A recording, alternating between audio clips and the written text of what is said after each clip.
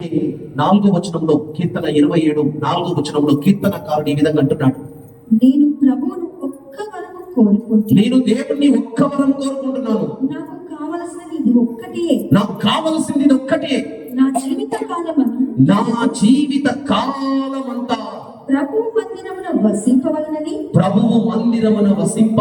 అతని దయను అనుభవమునకు తెచ్చుకోవాలని, దేవుని యొక్క దయను అనుభవానికి తెచ్చుకోవాలని, కేవలమున అతని సలహా అడగవలనని, దేవుని సన్నిధిలో ప్రార్థనలో దేవుని యొక్క సలహా, నా కుటుంబ విషయంలో, నా వ్యాపార విషయంలో, నా ఉద్యోగ విషయంలో, నా వివాహ విషయంలో, నా పిల్లల విషయంలో, నా పని విషయంలో దేవుని యొక్క సలహా అడగవలనని నా కోరిక.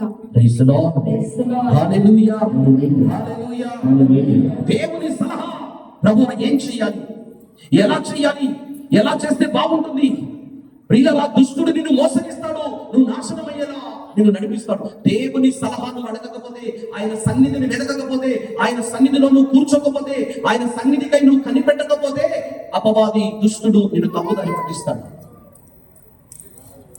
అందుకే ఈరోజు అనేక మంది కష్టాల్లో చిక్కుకుంటున్నారు, సమస్యలలో చిక్కుకుంటున్నారు. ఎందుకు? మనుషులు, మానవులు నిన్ను తప్పుదారి పట్టించారు. కొంతమంది అప్పుల ఊపిలో చిక్కుకుంటున్నారు. దేవుని సలహా, ఇది చెయ్యాలా వద్దా? ప్రభు నాతో మాట్లాడు, ఈ పని చెయ్యాలా వద్దా?